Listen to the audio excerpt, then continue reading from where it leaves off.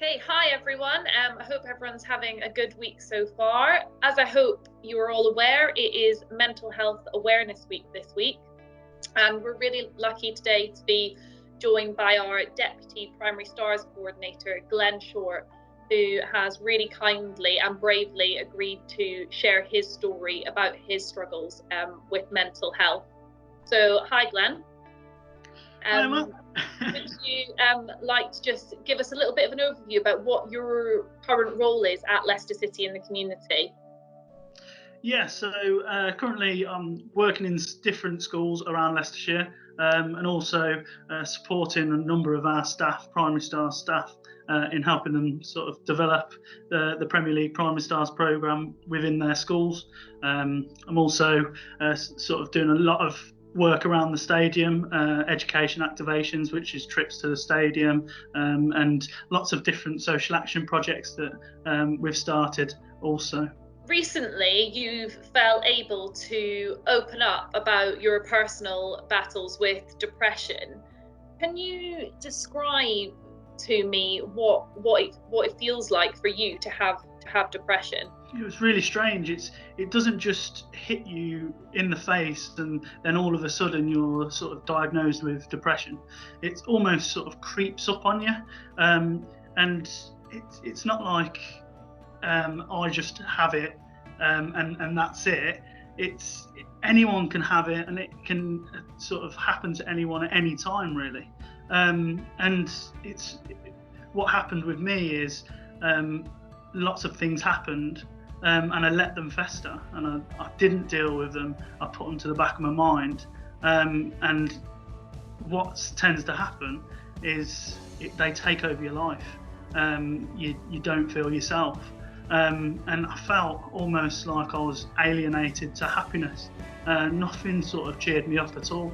I had a really, really low mood, and it was difficult to get me out of that state.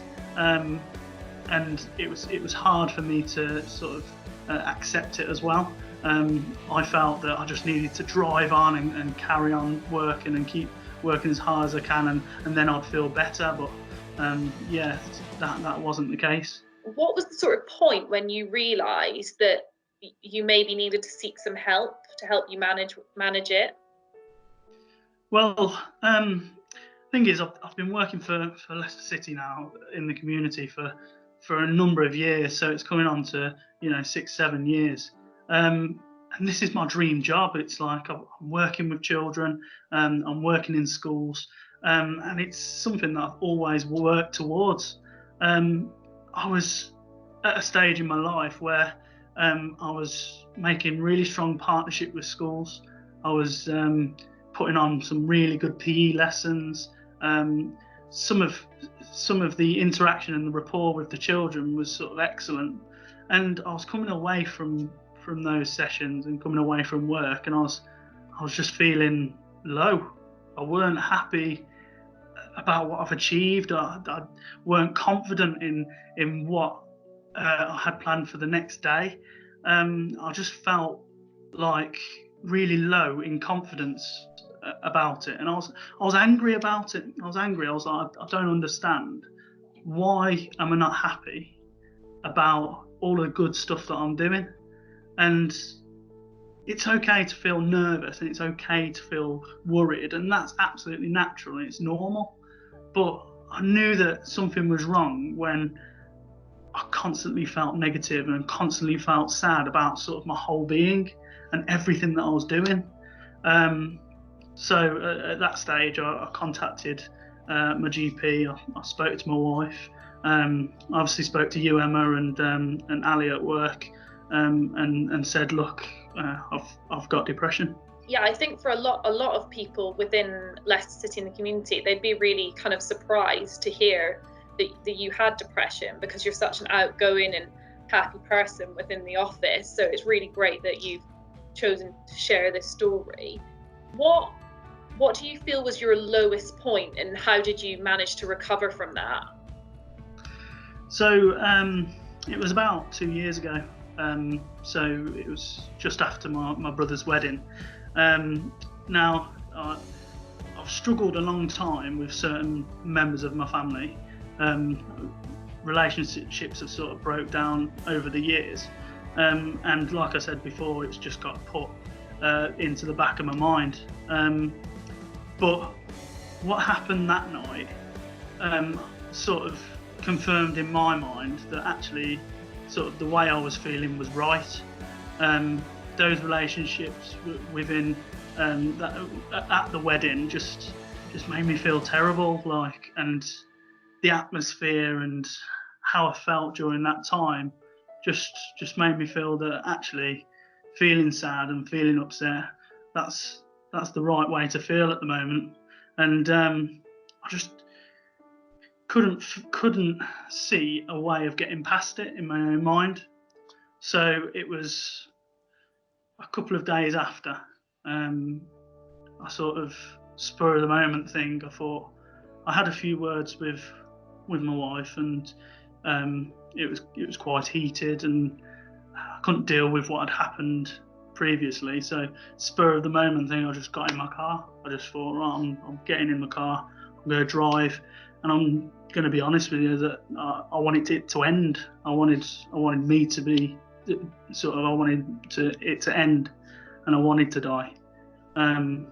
So I got in my car, drove.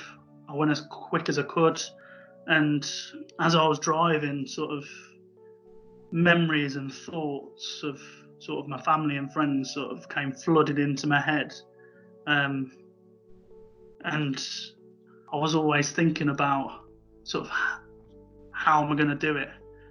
I need to be at my top speed, but I sort of thought I need to pull over. Sort of, I need to gather my thoughts. I need to think, what's the way forward here? So I pulled into a petrol station, and I just screamed, shouted as loud as I could. Tears came rolling down my face, and I thought, I was angry with myself that it came to this point where I thought, oh, I've got to end it. But I'm happy and proud of myself that I managed to stop myself and think, do you know what? There's a way forward. There's a way that you can get past this.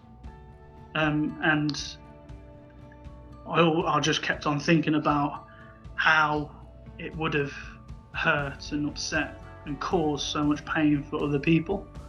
And I don't think I could have.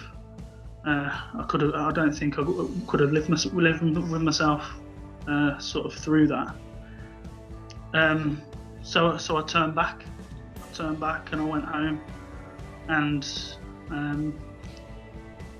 sort of in terms of my recovery, it wasn't immediate. I mean, before even this happened, I'd been on antidepressants. I'd sort of been taking courses on cognitive behavioural therapy, and those are all tools, part of my toolbox, which I can reach out and use when sort of ever I need it, really. But everyone sort of has triggers and a train of thought which isn't healthy, in terms of saying something or thinking something that potentially could hurt yourself. But it's how you deal with that. And I found talking was the best sort of aid for me, what sort of helped me. So talking to my wife, talking to close family members, obviously talking to you guys at work too, you, Emma, and Ali as well.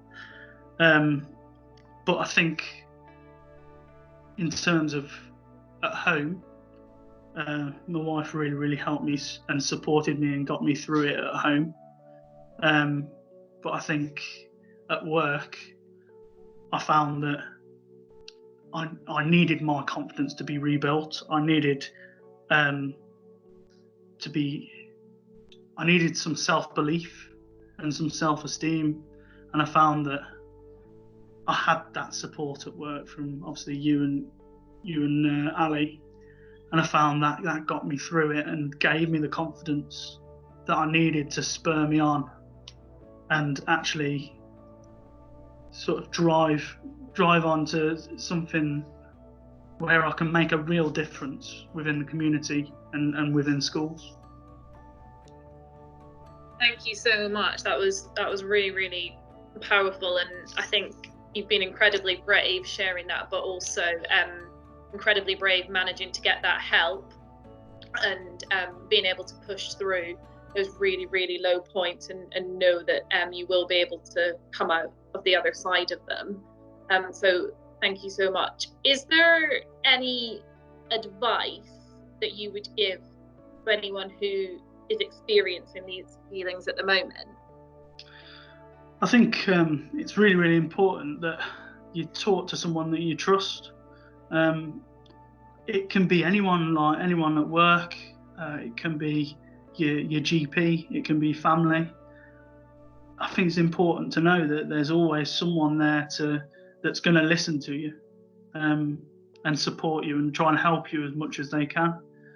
I think it's really important to, if you do have those horrible feelings, those feelings that you can't stop thinking about, take a step back and share them, because I think once you get that off your chest, there's a great chance that you can recover from it. Yeah, I think that's incredibly important, isn't it? Knowing that no matter who it is, there is someone to talk to, and there is someone that will listen to you. And for everyone, it might be someone different, but there is always that person. So just finally, what is your sort of final thought on maintaining a positive well-being?